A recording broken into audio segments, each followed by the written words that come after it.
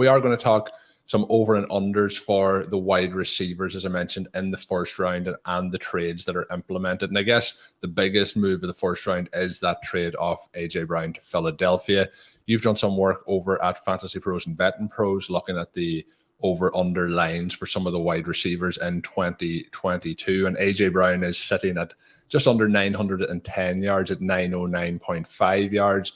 Firstly, do you think his situation is now better in Philadelphia, or do you think it was better previously in Tennessee? And then how do you see his outlook going for the 2022 season? Yeah, I'm looking forward to hearing what Shawn has to say about A.J. Brown's situation. I think it's better. The Tennessee Titans really want to be a run-heavy team. And even though the Eagles last year ended up ultimately being more of a run-heavy team, they started out the season with more of a pass focus. And I think ultimately that's really what they want to do. But in the middle of the season, I think they pivoted and realized with the personnel that they had, maybe they were best served running the ball. But, with the trade for A.J. Brown, I think it really signals that they want to be more of a pass focused team. A.J. Brown, I think he never had more than maybe like 106 targets or something like that in any season that he's had to this point in his career, which it's mind blowing to think how productive he has been and how underutilized he has been to this point. I really cannot see a world in which he has only 106 targets. I mean, it feels like 120 to 140 is much more of a realistic projection for opportunity this year.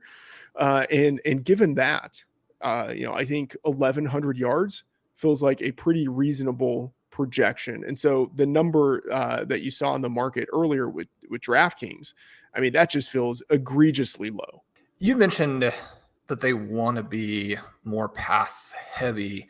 One of the teams that obviously flipped last year, and it was a very kind of unique situation, but it seems like the Eagles might do it a little bit more of their own free will. They've also been a team that is connected in some ways to analytics, and obviously the best path to winning would be to throw successfully in the first half of games if you have the people to do it. Like you mentioned, I mean, if you don't, you've got to try and figure out a way to shorten the game, still get first downs, all that kind of thing.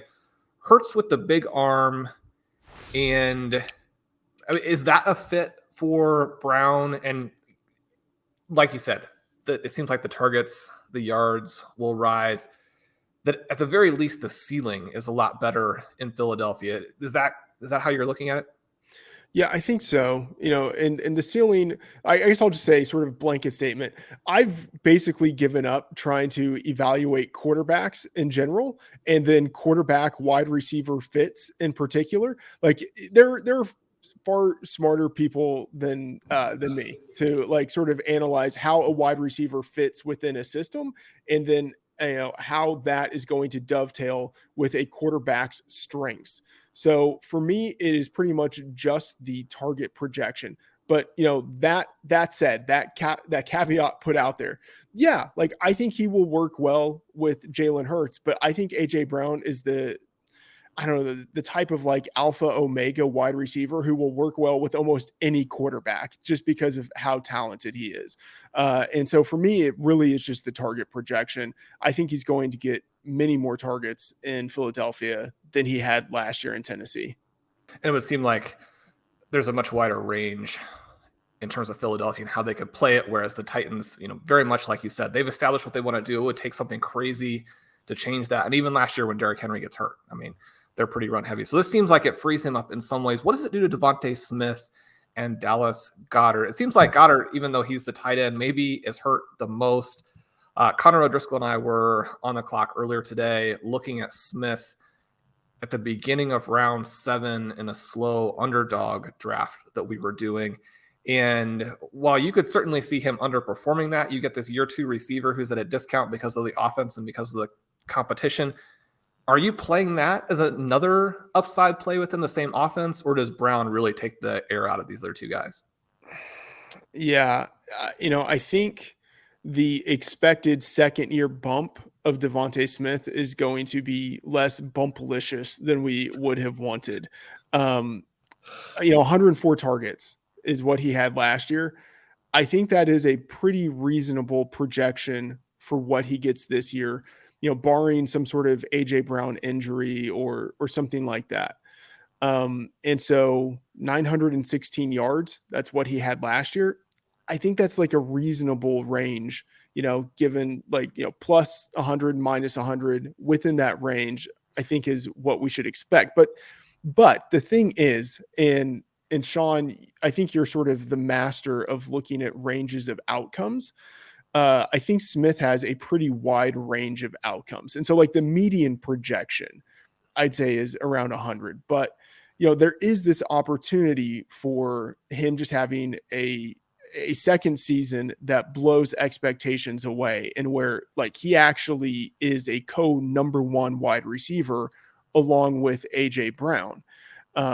Like that is, I do believe, within the range of outcomes. And if you're looking in the 7th round, I do think that is where you start focusing much more on a guy's ceiling than on his median. And so, yeah, I can see the upside case for Devonta Smith and why you would be interested in drafting him, especially now that people might be a little bit lower on him because of AJ Brown's presence in Philadelphia. Yeah, I think sometimes when like it happens in offenses where you get a star wide receiver, but you also have the secondary piece, I think the star coming in can kind of help all receiving options there, take away the coverage a little bit away from Smith. But the problem for this offense was the pass volume last year. So it's going to be interesting to see how they develop that in 2022. But with that being said, do you think the big winner of the draft, I guess, for the Philadelphia Eagles was Jalen Hurts? Oh yeah. I mean, this is perfect. And there's like the best friend narrative that gets, shoehorned into this, but yeah, Jalen Hurts, he has every opportunity for success. I mean, the only thing that he doesn't have is maybe a better pass catching running back, but it's not as if like Kenny Gainwell is a bad pass catching running back or Boston Scott. So he's got all of the weapons there. I guess also maybe we could have done with a better number 3 receiver than Jalen Reagor, maybe, but in theory, he has all the opportunity there. And I think people are coming around to it now that AJ Brown is there. So I don't think he offers quite the discount that he did before the draft, but yeah, I mean, I think there's still ample reason to be very bullish on Jalen Hurts at his ADP.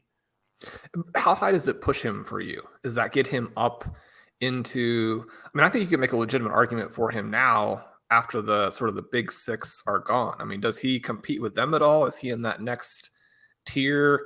I mean, obviously you're going to pay just, I mean, if you really are on him, you would pay just above his ADP. You wouldn't pay those prices, but where do you see him?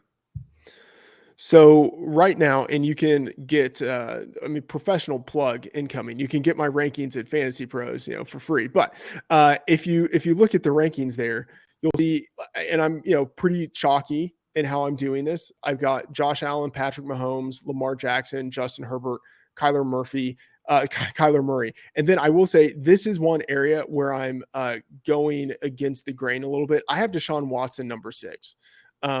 And this is just my maybe, I don't know, pig-headed opportunistic endeavor here, ranking him that high. You don't have to draft him at number 6 to get him, but I'm kind of skeptical that he will actually end up having a lengthy suspension. But I have Burrow number 7 and then Jalen Hurts number 8. And honestly, I'm tempted to put Hurts above Burrow. I might do that when we're done with this podcast, but I'm with you that I think you can make the case for Hurts really to be in that top tier group. He certainly has the upside of that group, and really because of his rushing ability, I think he has a comparable floor to that of a lot of the guys in that group. I just don't think that he has, I don't want to say like the job security. It's just like he doesn't have the record of production, like multi-year record of production that those other guys have. And so the projection is a little less certain with him. But based on what we've seen so far, yeah, I mean, I think he belongs in that group with the top tier guys.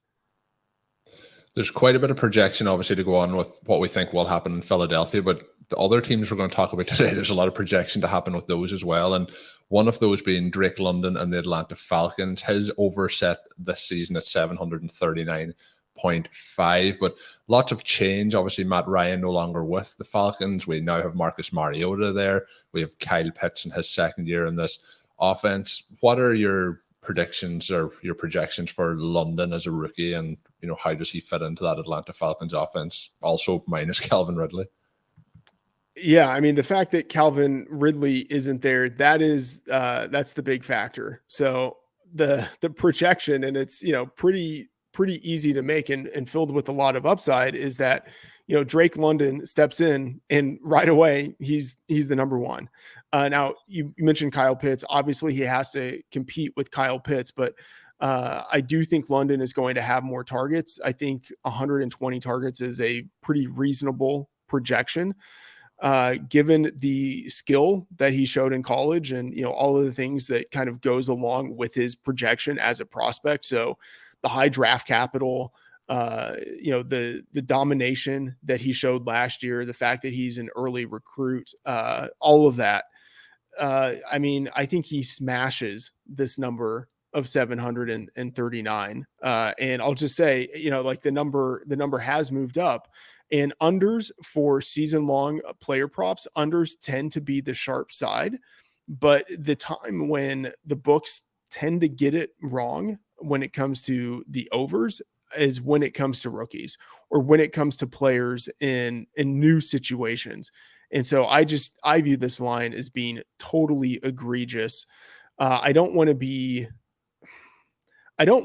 over indexed on Drake London, but I think he's a low end wide receiver too at this point in how you would draft him and redraft. And I mean, I think there's significant opportunity for upside.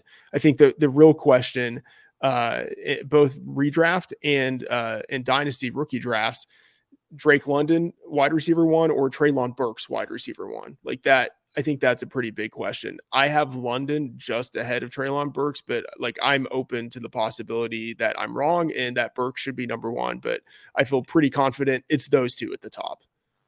And Shawn has snuck Marcus Mariota into a couple of conversations this last month or two. Have you any concerns with Mariota as the quarterback there in Atlanta? No, not really. And maybe it's just because, I value targets above everything else. And maybe also part of it is because I'm like, ooh, Marcus Mariota, that's kind of interesting. We'll see what can happen.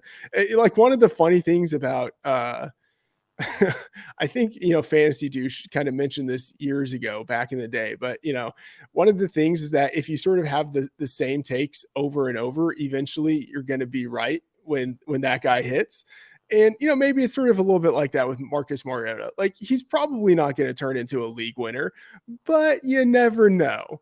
And so all it took for Cordarrelle Patterson to hit was to go to Atlanta, so maybe he follows that. Yeah, exactly. You get all the RotoViz darlings in one place, and maybe magic happens. So but whether it's Marcus Mariota, for most of the season, and then Desmond Ridder for the end of the season, however it is that it shakes out, I'm not too worried about the quality of the targets. I don't think they're going to be great targets, but I think the sheer volume coming the direction of Drake London will be enough to give him, I think, low end wide receiver 2 likelihood. What about Kyle Pitts, right? When we're looking at the possibilities for London to miss, you mentioned that line is egregious, and it does seem that way. And so you kind of thinking through what is the thesis behind that? Is it because there's a little bit of one-year wonderishness to London's profile, especially with the injury that keeps him from having the full year? There are some scouts that aren't as high on him because he doesn't actually look open on a lot of these targets that he got last year and was successful with.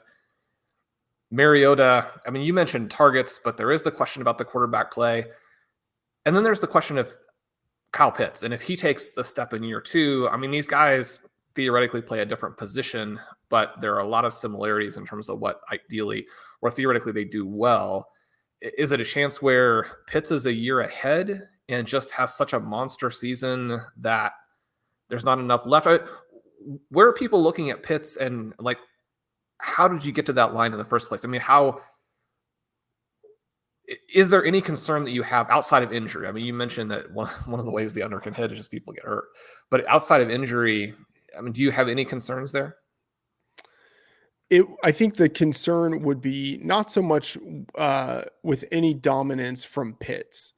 I think we could still see a good second year bump from Pitts and still have the opportunity for Drake London to hit, given that there's no Calvin Ridley, and that after London and Pitts, there's just a total dearth of receiving talent, unless you're counting Cordarrelle Patterson as a receiver. But, and he will be, I think, used as a very respectable third down, like kind of receiving back. But even then, the injury possibility for London is the main thing that would make the under hit.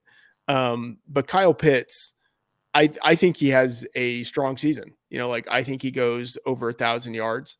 But I think it's just those two guys, really. I think it's Pitts and London, and that's very much it. And I'll just say kind of like a word on how these lines are set. Part of me is just like, who the hell knows? But the real answer is like, they just kind of, it's not that they pull a number out like of the air, but like it is very much like a slipshod process where people who are obsessed with fantasy and obsessed with doing projections, they can routinely beat the lines that, especially the opening lines that are set. And so I would say like that is part of the value proposition of subscribing to a place like RotoViz, like where you can create your own projections, or you can like read what sharp writers are doing and how it is that they are viewing these players. The RotoViz writers have like a much more nuanced and like a sharper view on all of these rookies relative to the books. So I do think that there's significant value there in the market. And hopefully we can see Pitts get more than one touchdown this season. That would definitely increase his fantasy value. I mentioned Carterelle Patterson earlier, that he hit last season after going to Atlanta. Usage as a third down back. Is there any way that he replicates anything like he did in 2021 as a zero RB hero? He's currently going in the 9th round as his ADP. And then obviously now he has Tyler Algiere to deal with in the backfield. Is there any way that you're deciding to play that backfield for 2022? Oh man, I would probably, if I had to go any route in this backfield, I would probably think of Algiere as a zero RB candidate. He is intriguing. He's a big guy who does have some receiving capabilities. The depth chart ahead of him seems rather unsettled, as much as I really, in theory, want to like Cordarrelle Patterson and Damian Williams. If those guys had hit like 5 years ago, that would have been a dream for me. Like now, the odds of them hitting, I think it's a little too unlikely. Like Cordarrelle Patterson, I think he will be used in a manner that is kind of similar to how he was used last year. So, I would say, 500 to 600 yards rushing, 500 to 600 yards receiving. Like both of those like feel kind of possible, except like that's kind of the upper case scenario of him hitting 600 on both. But I think it's going to be pretty split usage for him. And then with Damian Williams coming in. But I mean, both of those guys are old. One of them could suffer an injury. One of them could underperform. If I had to go with a running back in the Atlanta backfield, it would probably be Algiere. But I'm saying that as someone who like increasingly is becoming very pessimistic about late round players. Like I don't want to be like a stan for a 5th round running back. You know what I mean? Because like the probability is that guy does nothing, but you have to think, in terms of expected value, the odds of him hitting are low. But if he does hit, he could be a league winner, just because the guys around him and because you don't have to spend much to get him at all. Well, I hope you're right about his chances there. I already have a lot of him in best ball and then have been loading up in dynasty rookie drafts over the last couple of days. He does seem to have that profile that if it hits, if it translates to the NFL and then within the Falcons scheme, could be very exciting. And then obviously the Patterson discussion reminds me of our famous battles back at the birth of RotoViz. He was one of our favorite guys to go back and forth on it. Yeah. As we were kind of joking in texts last year, it feels like we were both right, So he came through, did what we thought he could do. He looked so good last season. That was so fun. Yeah. I mean, it's just 9 years late, 2013, really. That's when he entered the league. It's unreal that it was that long ago and that it took him so long to break out. And it's also sort of like criminal that it took an offensive coordinator so long to figure out how to use him. It's just so strange because he did play with some other talented coaches along the way, and they just never made the decision to do what Atlanta did last year.